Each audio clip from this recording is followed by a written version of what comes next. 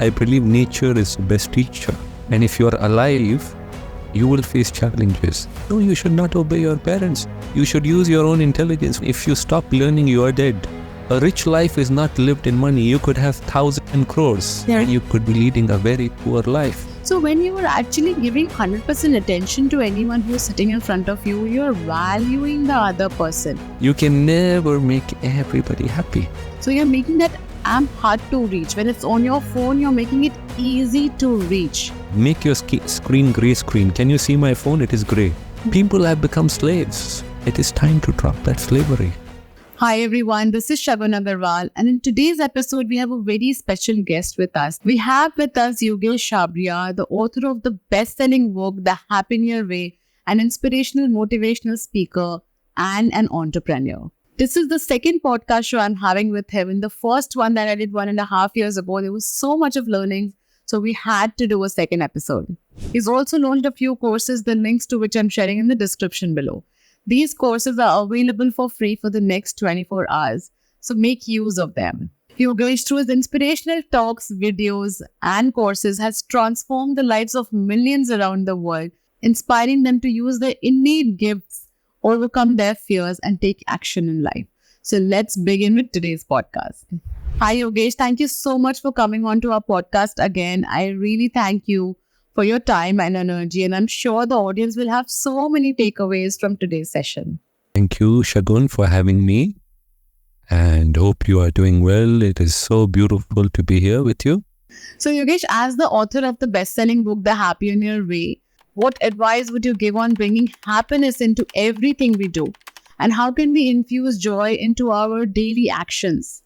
You know, Shagun, when you are in the past, or when you are in the future, you cannot experience joy, you cannot experience bliss. Many times you are in the past, so you are thinking about the past. I wish I had done this. I wish she had not done this to me. I wish he had not done this to me. So you are holding on to past regrets, past pains, past anger, past hate. That way you are stuck in the chains of the past. Or many times you are in the future. You are thinking, what if this happens? What if this doesn't happen? You have so many fears. And again, you forget to be present in this moment. But the moment you say, I am here right now, wherever you are listening to me, wherever you are in this very moment, if you become present, you will experience a certain type of bliss, irrespective of what is happening outside. Many times outside you will be facing challenges. And if you are alive, you will face challenges. But the challenges will be on the outside. Inside, you can have this inner sense of calm. You can have this inner sense of bliss. That is what. So become present. Come into this moment. And if you are present, it is impossible to be anything else but blissful. But that takes a lot of effort for people because their mind is all over the place. Yeah, so true. And one of my other questions was, how can anyone live in the present moment? How can we enjoy the present more? Because either we are dwelling onto the past or we are worrying about the future. Well, look at this moment with a new vision. Wherever you are, right? Wherever you are, when was the last time you looked at the sky, the beautiful sky? Yeah. When was the last time you looked at a tree? When was the last time you looked or listened to the chirping of a bird? When was the last time you enjoyed drinking a cup of water, a glass of water? It is so beautiful to just drink a glass of water. The fact that you can drink a glass of water, you are so blessed. So wherever you are, whatever is happening now, look at it with a new vision. People live their life and they forget to look at these things. People are constantly chasing.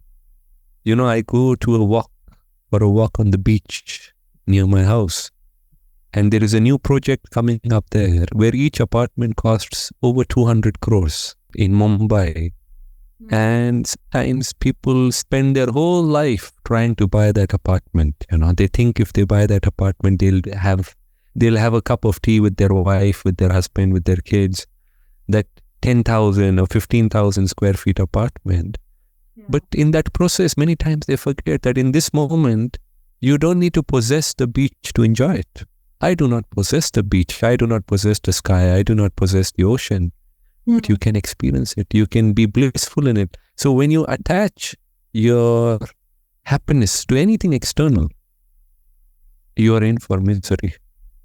But the moment you drop that attachment and you do whatever you do it with love, you do it with sharing. You and me right now, we are having this beautiful conversation.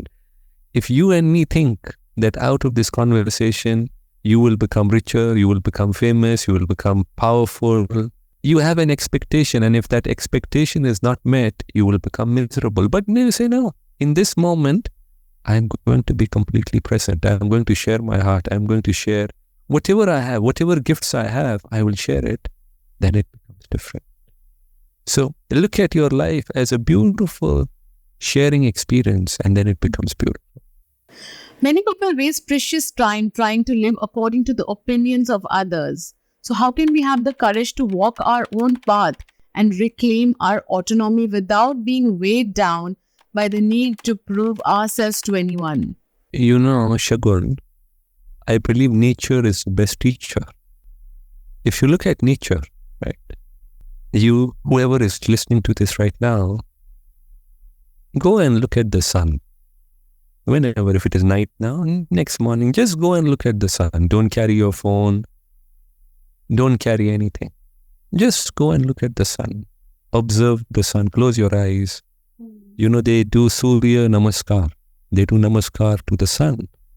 They worship the sun in many civilizations, in the Indian civilization, in the Egyptian civilization, in the Mayan civilization, in the Persian civilization.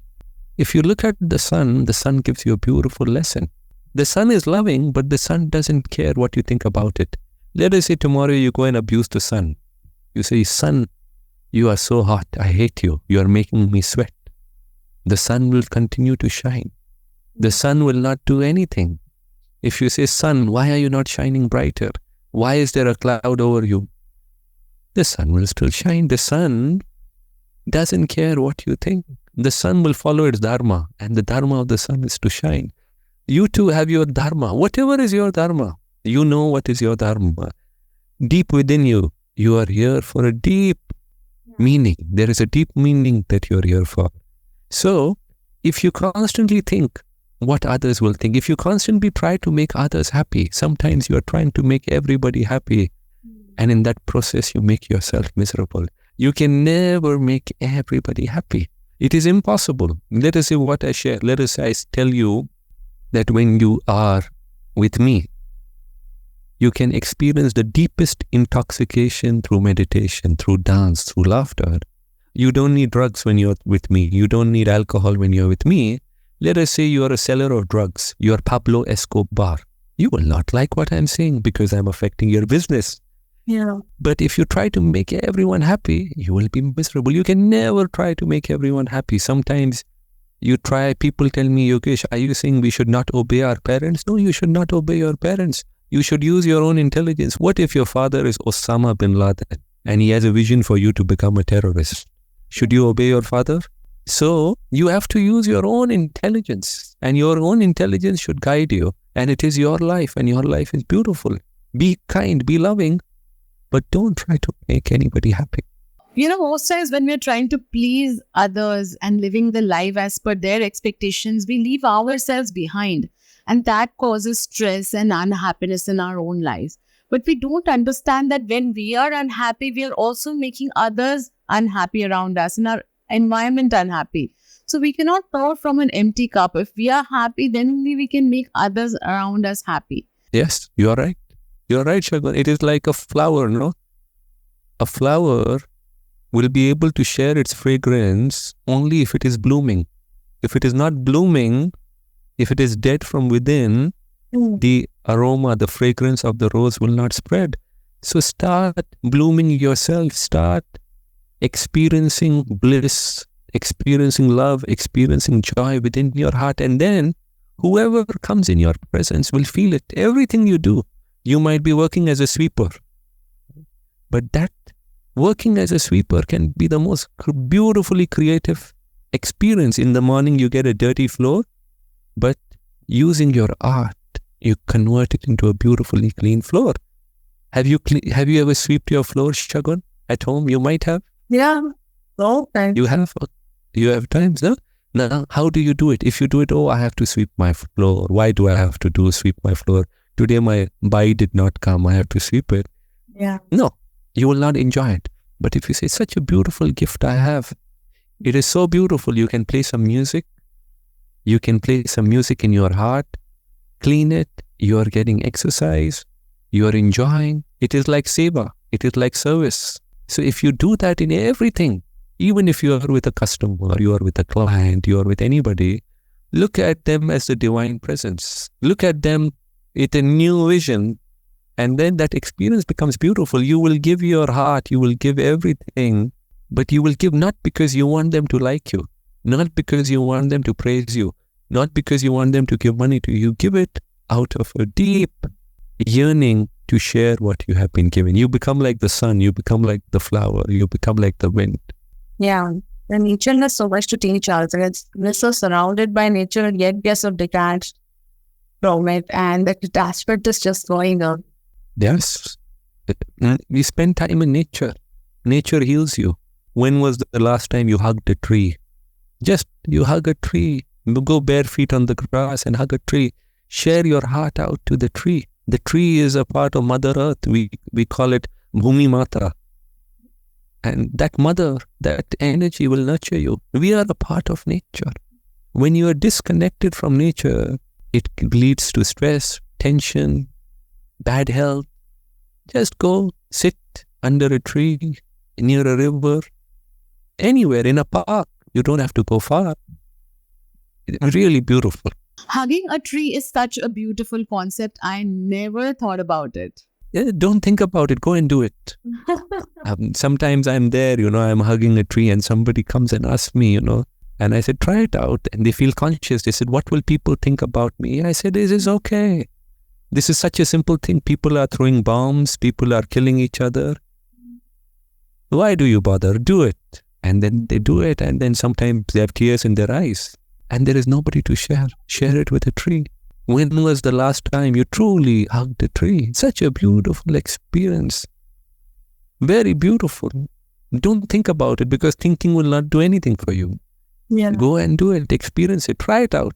It is said that if you want to stay young forever, you got to keep learning. How can anyone continuously nurture curiosity, remain inquisitive, and stay on the path of growth? Shagun, we learn. If you stop learning, you are dead.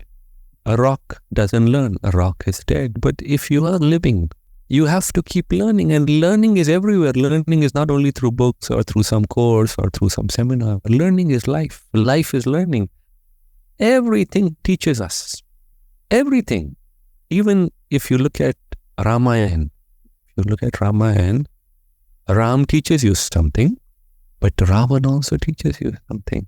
Ravan teaches you so much. Ravan was a devotee of Shiva. Ravan was very meditative. Ravan was a very good king. Yeah.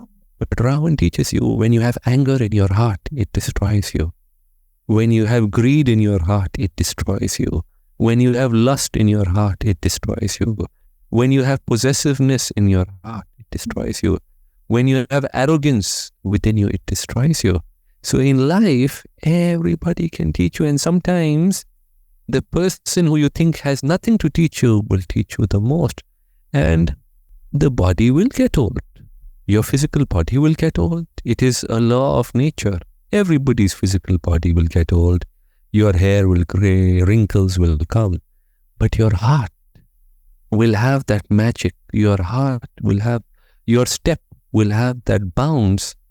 Only if you look at life with this eyes, with this curiosity, with this, every time you look at the sun, it is not the same sun. Every time you look at a river, it is not the same river. Every time you look at a tree, it is not the same tree. Every time you walk bare feet on grass, it is not the same. If you feel that you know everything, you are already dead. Because anybody who says, I know everything, they have nothing to live for. You already know everything. You have already experienced everything. You are dead. But even if you're in Calcutta, we in Bombay, we call it pani puri. I think you call it puchkas. What puchka, right? Every time you eat a puchka, eat it with relish, eat it with delight, eat it with awareness. Even that puchka, just one puchka you put in your mouth. How do you eat it? If you become present, you enjoy the puchka, the crunch, the water, the spiciness. That puchka can take you to a higher state. And that is what life is. Everything teaches you. You learn from everything and from everyone. Yogesh, sitting in an office for long hours doesn't necessarily equate to productivity. We are no longer in the industrial age where just being present meant being productive. Productivity today stems from intense focus in a dedicated time space. So how can we shift this mindset now that times have changed and evolved? I'm reminded of a story, Shagun. There were two woodcutters. One of them, he went immediately to the forest and he just started cutting wood. He started hitting his axe on the tree. He kept hitting. From morning till night, he was hitting. Now, the second fellow, he did not go immediately. He was sitting and sharpening his axe. And people thought he is crazy. Why is he not going? What is he doing? He kept sharpening his axe. And then, within a few moments, a few hits, if that other man had to work 14 hours, 16 hours, this man was able to cut more trees in 2 hours because his axe was sharpened.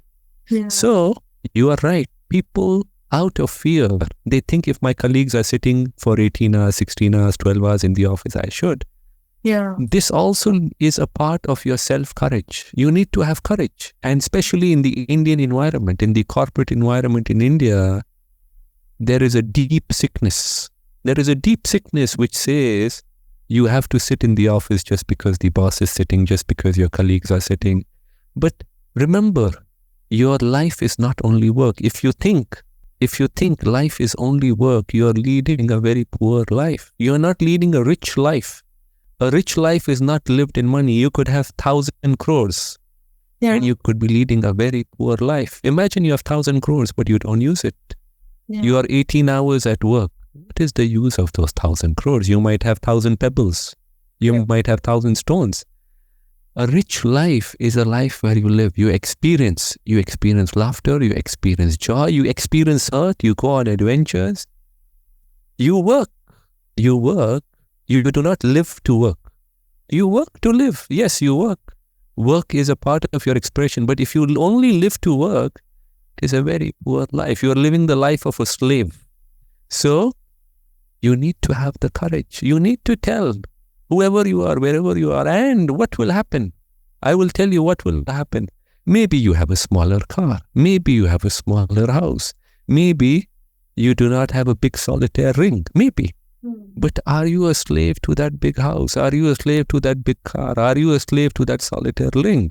So drop your slavery. Bring in balance. And I'll tell you, there is an interesting paradox.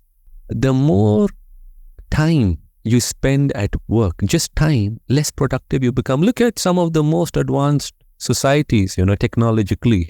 Look at Sweden. Sweden, they have given some amazing technologies, but after a certain hour, they are not at work. They'll go hiking, they'll go swimming, they'll go fishing, they'll go trekking. That doesn't reduce their productivity, that increases their productivity. And when you are at work, be completely in your work. Do not be distracted. When you are at work, be completely in your work. If you're working for an hour, complete awareness. That time, don't go on Instagram, don't go on WhatsApp, don't go anywhere. Have complete focus, because that way your work will be beautiful. Your work becomes a work of art. And especially if we look at the cases that are happening today, the effect that a toxic work environment and long work hours are having on the health and the well-being of people. We recently came across the Anna Sebastian case where she died out of stress from her company. And then we saw another case of a Wells Fargo employee where she died at her workstation and no one even noticed for 3 days. So where are we heading with all this? The toxic work environments are really taking a toll on everyone around, and it's causing a hustle culture where Everyone is trying to prove to the management, to the company, that the more they work, that the more they put in, the more they will get promoted. And we are running after growth and promotion and doing more and more and more, achieving more, doing more, being more productive, and making sure that we are living up to the expectations of others and of our own self. Absolutely. You need to speak up, because till you don't speak up, you need to set your own boundaries. If you can't say, 6 o'clock I go swimming, for example, I will finish my work, everything. And most of the times you are not a gynecologist, you are not a commando in the Indian army or you are not a firefighter, So it can wait. It can wait. You sent me an email last night at 9:30. I did not reply to you immediately. Yes. I replied to you today. It is okay. Nothing happens. Somebody, when you go to the park, you don't have to carry your phone. When you are hugging the tree, you don't have to carry the phone. People have become slaves. It is time to drop that slavery. And what you think makes you happy is not really what makes you happy. What really makes you happy, people have forgotten it. Yeah. So reconnect with what truly makes you happy. I mean, there's no point in working if you don't have any hours after work, if you don't have any time for your hobbies, for your passion, for your well-being, for taking care of yourself, spending time with the children and family. Then what's the point of those 14, 15, 16, 17 hours of putting that much amount of work?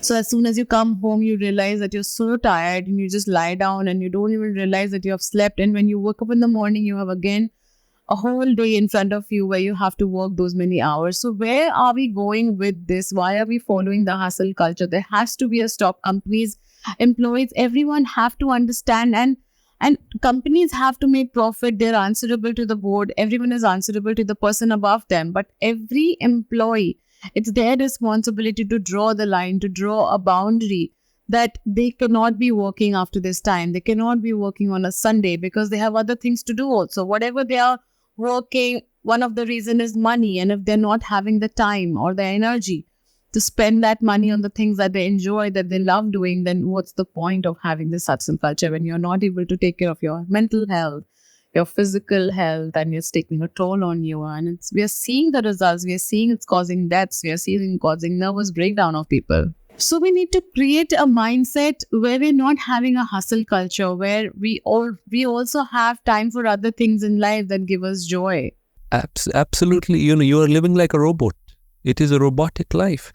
And a robotic life will lead to problems. It will lead to anxiety. It will lead to stress. It will lead to depression. It will lead to health problems.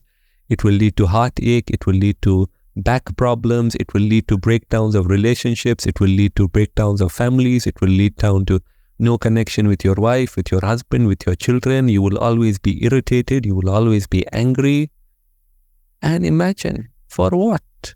For a little more money maybe, for a bigger car maybe, for a bigger watch. And why? Just because you want to show your neighbor, you want to show your cousin, you want to show your brother-in-law, you want to show your sister-in-law, you have a bag with a particular logo. It doesn't matter. So Yogesh, work isn't just about earning money or seeking a promotion. It is an opportunity to use your creative intelligence and to be of service to others. So how can we begin to view our work through the lens of service and fulfillment, so it takes on a richer meaning? And to also understand that when we are working or when we are being service to others, then money, fame, and everything else that we get out of it is like a byproduct for us. Shagun, look at the divine in everybody. And it doesn't matter what you believe in. Somebody believes in Krishna, somebody believes in Shiva, somebody believes in Allah, somebody believes in Jesus, somebody believes in Guru Nanak, somebody believes in Buddha. It doesn't matter. Look at everybody around you as a part of the divine existence. Even when you make tea, if I am to make tea for you, you come to my house, I'm going to make tea. How do I make tea for you? Do I make tea? Oh no, she has come again to my house, I have to make tea again. Or I say, no, I make it with love. This person, this beautiful soul, this beautiful person has come. In Calcutta, they worship Durga Ma, right? Yeah. What if I look at Durga within you? What if I look at Lakshmi within you? What if I look at Parvati within you? What if I look at Krishna within you? What if I look at Shiva within you? What if I look at the divine, the Jesus within you? Takes a different thing. And then, your work has a different flavor. I was with somebody who was close to A.R. Rahman, and she was telling me how A.R. Rahman, for him, creating music is a spiritual experience. He wakes up at 2 or 3 and creates music, and you can sense it in his music. You can sense a deep spirituality in his music, and anybody who does it, the best artists, inventors, architects, designers, software makers, whoever who connect deeply, they will tell you it is not they who do it. It is a higher force that does it through them. And then your work has a different quality. And then you gain mastery. And when you have mastery, you have independence. If you are just doing things to do the bare minimum to get by, just to show your boss, I am sitting in office for 18 hours and you are on Instagram, you are on WhatsApp, you do not have mastery. But when you have mastery, even your boss will understand that this person is truly committed to their work. And when they are in their work, nothing else matters. Like the best surgeons, there's a book, there's a researcher called Mihaly Csikszentmihalyi. He's written a book called Flow. Mihaly Csikszentmihalyi, he talks about the same thing. When you're in a deep state of flow, all boundaries disappear, ego disappears, pain disappears. You're completely in it. Right now, I am with you.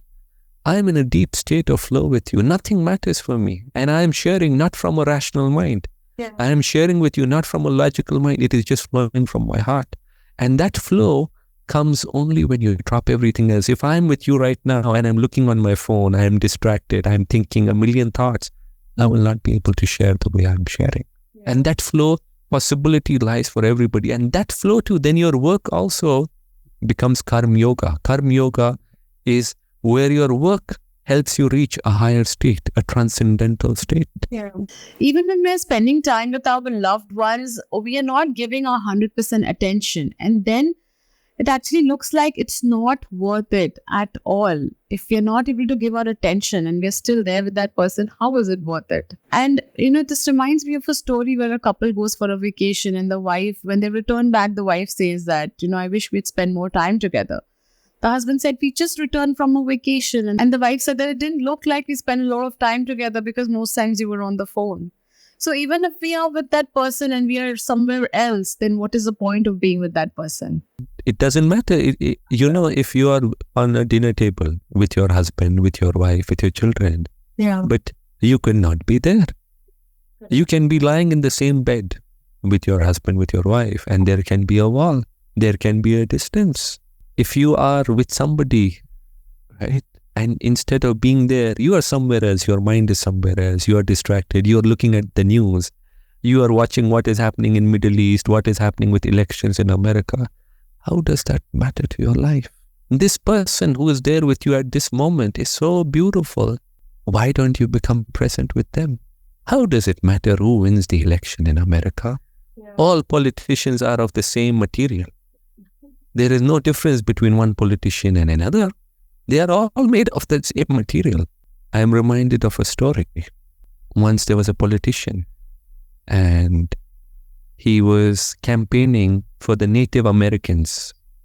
So he says, when I win the elections, I will build more schools for all of you. And everybody shouted, Hooga. Yeah. He says, very good. Then he says, when I win elections, I will build more parks for you. And everybody shouted, Hooga. He felt very excited. He continued. He says, when I win elections, all of you will have jobs. Hooga, everybody shouted. And then he said, when I win elections, there will be many more hospitals, better healthcare. And people shouted, Hooga, Hooga. And he was very excited. The leader of the Native Americans said, let me show you around. And he took him to the stables where there were bulls, there were horses. And they told him, be careful you don't step into the hooga. Then, got it? Yeah. Yeah. So, politicians are filled with hooga. Lots of hooga. So why do you waste your time bothering about news, about all this? Go within. There is such a beautiful world within you. Connect with the people around you. Connect deeply. And that energy, if you have love in your house, if you have love in your heart with your husband, with your mother, with your child, with your family, with your friends, that energy of love propels you because challenges will come your way. And people feel so alone. They have nobody to talk to. They have nobody to share their heart with. They have nobody to share their pains with. And we've lost touch with our own self, fulfilling others' expectations, leaving ourselves behind, behaving in a certain manner, or pursuing a career that everyone wants us to pursue, not following our passion, behaving in a certain manner, doing things that everyone else is doing. So we feel that we're a part of the herd, only doing the things that everyone expects out of us. We doing these things which are as per the norms of everyone else. We start traveling far away from ourselves. And when we realize, it just becomes too late. We are not able to identify our own self. We are not able to see ourselves in the mirror and say that, this is who I was, but now I am no more. Shagun, it is never too late because your deep inner self is there. It is always there. On the outside, maybe something might have come. Sometimes you are an escapist. You want to escape. How do you escape? Social media, alcohol, drugs, pornography, news, so many things. Workaholism. People want to escape. They don't want to go within. So you become a workaholic. You don't want to come home to your husband. You don't want to come home to your wife. You just sit in the office. Workaholism, alcoholism, drug addiction, addiction to binge watching shows for 6 hours. There is something you want to escape. But deep within you, your inner self remains true. It is like a mirror. On a mirror, sometimes dust comes, sometimes filth comes, but the mirror remains the mirror. You just need to take some colon spray it on the mirror, clean it. That is what you need to do. And no matter how far you have gone, you can always come back home. Your inner home always is there for you. And the moment you feel confused, sometimes you feel pain. You are faced with a challenge. Your wife leaves you. Your husband leaves you. You are facing an illness. And suddenly something clicks. You say, what? What was I running behind? What is the meaning of life? It happens. It happened with Buddha. He went through a phase of deep misery. And that is how he came out to a realization. So sometimes what looks like a bad thing will actually be a gift. You just need to look at it with a different vision, a different eye, and know that whatever is happening with you right now, there is a hidden gift behind it. Everything becomes a gift if you look at it that way. Today, what I'm sharing, I have experienced deep pain. I have experienced deep sadness. I have experienced deep anger. I have experienced all of that. That is why I know what happens when you're caught up in those things. Social media is so addictive. It gives you that dopamine rush. You always stimulate your brain by more and more information that social media is providing. And that too, all that information is so exciting, so dramatic, and so entertaining. How can we set that boundary? Because it's causing us so much of harm. It's reducing our attention span. It is making us addicted to the dopamine, constantly looking for stimulation. Very simple. Uninstall Instagram from your phone. I'll tell you what you to uninstall. I'll tell you. Now what happens when you uninstall? Some people will say, but I need Instagram for my work. Okay. Yeah. Access Instagram from your laptop. So what happens when you access Instagram from your laptop? You will not carry your laptop when you're going to the park. You will not carry. Uninstall all. So I do not have Instagram on my phone. I do not have LinkedIn on my phone. I access it from my machine.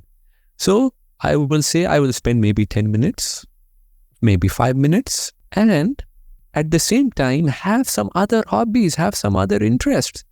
If you have nothing else, what will you do? Have something beautiful. For example, I love going swimming. I go swimming near the seaside. Now that experience is so beautiful. Whatever you like, go for a run, go for a dance, volunteer, take care of pets, paint, sing, learn a musical instrument. Then your life becomes richer. Your life is not rich. That is why you want to go on Instagram and see what others are doing. You have become a spectator. Somebody else is dancing, you are watching. Somebody else is singing, you are watching. Stop watching. Do it yourself. Whatever you want to do, laugh, share. And this strategy is so good and so easy to follow because you're not even completely disconnecting from the platform, but also setting boundaries. And you're making that app hard to reach. So when you don't have it on your phone, you have it on your desktop, you're not accessing it so much. So you're making that am hard to reach. When it's on your phone, you're making it easy to reach. And that way you don't even feel addicted, while you also know that once or twice a day I can scroll through social media and know what's going on. And if it's in terms of work, then it's all the more important for you. But then you're not mindlessly scrolling or wasting time on it. So that reduces your guilt. And there are other things. I'm reading, in fact, this book by Rabindranath Tagore, who is from your place, from Calcutta. It's an interesting book on the stories. So have other interests. Listen to music, dance, read. So many things. Listen to audiobooks. Yeah. I will plug in 2 of my courses. So 2 courses I've launched with LinkedIn Learning. One is on goal setting. You can share a link with them, with your audience. And the other is on time management. Goal setting for happiness and productivity, and time management for fun and productivity. Because what is the use of having goals if you're not enjoying, if you're not celebrating? True spirituality is about the ability to celebrate, the ability to laugh, the ability to dance. How can you set that boundary? Because it's causing us so much of harm. It's reducing our attention span. It is making us addicted to the dopamine, constantly looking for stimulation. Make your screen gray screen. Can you see my phone? It is gray. It is black and white. Oh, wow. Yes. Yes. The reason is because, I was speaking to some of the scientists who work at these companies, and they use everything to get a few seconds of your time. And one of the things is they use bright colors, because on an evolutionary level, bright colors attract you. So there is an option where you can constantly make it black and white. You can even make it color, but see, your attention will go more to this if you make it color. Yeah. Right? But you make it black and white, then you do it. And your real friends, they don't need to follow you on some social media platform. They don't need to send you a heart. You have a real conversation with them. People have forgotten the art of conversing. Call them, sit with them, tell them, let us go for a walk. Let us go to the garden. Let us go to the museum. Let us just go. You are in Calcutta. You have such beautiful museums, such beautiful gardens, such beautiful streets. Yeah. Go and explore it. Wherever you are, you have it. If it is raining, enjoy the rain. Feel the rain. I tell people, when it is raining, don't run away from the rain. You're not made out of sugar or salt. You can enjoy the rain.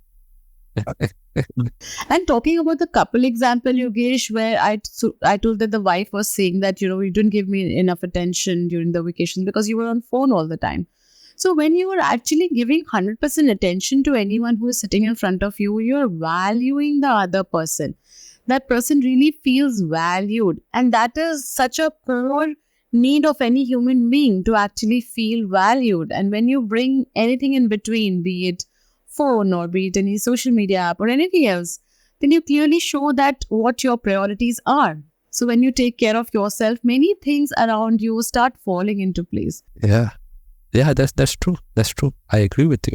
Whatever you do it with love and passion. You mentioned this in one of your tweets. How would the quality of your work improve if we consistently gave our best effort, if we do all of our work, all of our tasks with love and passion, instead of just doing it for the sake of doing it, doing for the bare minimum? So how can we shift this mindset and make every task more joyous? It is something which you tap into your heart. When you tap into your heart, when you open your heart, you really open your heart, Shagun, that love flows. Then you look at even the broom, even the floor, as a manifestation of the divine. Everywhere, Ramakrishna, who is from Calcutta, since you are in Calcutta, Ramakrishna would say this. He would look at the divine in everything, everywhere, in everybody, in existence, right? What is the difference between the material of you and the broom? It is the same elements, even if you look at it scientifically. How you keep your broom? How do you keep your plate? Do you throw it? Do you toss it? Or do you keep it with love? If you start doing that, that is what does. It starts with yourself. Start by loving yourself. Many times you are too harsh on yourself. You never pat yourself on the back. When was the last time you said, you know what? Shagun is good. You're a good person. When was the last time you said, many times you're polite to other people. You're harsh to yourself. Start becoming loving and kind to yourself. Because the moment you become loving and kind to yourself, that energy grows, that energy blooms. It is like a garden. If you water it, if you take care of it, that garden will bloom. They say the grass is greener on the other side. No, the grass is green wherever it is watered, wherever it is loved, wherever it is cared. And if you do that, then that garden will give fruit. All sorts of fruits will come, butterflies will come, bees will come, birds will come. So start taking care of your inner garden and it will bloom. The fragrance will go everywhere. If you Google the word relationship, it will give you answers such as relationship with children, relationship with parent, husband, sister, brother. But it never gives you the answer relationship with your own self. And that is so crucial. That is at the core of anyone. We all need to have a very good relationship with our own self. Then only we can have a good relationship with others around us. Yes, absolutely. You should have a beautiful love affair with yourself. I'll give you the example of your body. If you are strong, you can help somebody. But if you yourself are not strong, how can you help somebody? Physically, mentally, emotionally, spiritually. So become beautifully loving and kind towards yourself.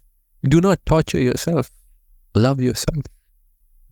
Well, thank you so much, Yogesh. I loved the session with you. In the first session that we had 1.5 years ago, you shared so much insights. And so much has changed in the past 1.5 years. And when I watched your courses, the link that you had shared with me last week, I learned so much from you. And then in that, I understood that we need to do a podcast again because all of those techniques, the simple, easy to follow techniques that you've shared with them, I wanted our viewers also to know about them. So I really thank you for being on the show, for your time and for your energy and for your effort. And the audience has learned so much from you. From understanding the concept of being with your own self, to hugging a tree, to spending more time in nature, to following your dharma, to being close to your authentic self, and lastly, how to manage distractions. So there was so much of learning, so many takeaways. Thank you so much, Yogesh. Thank you so much. Take care.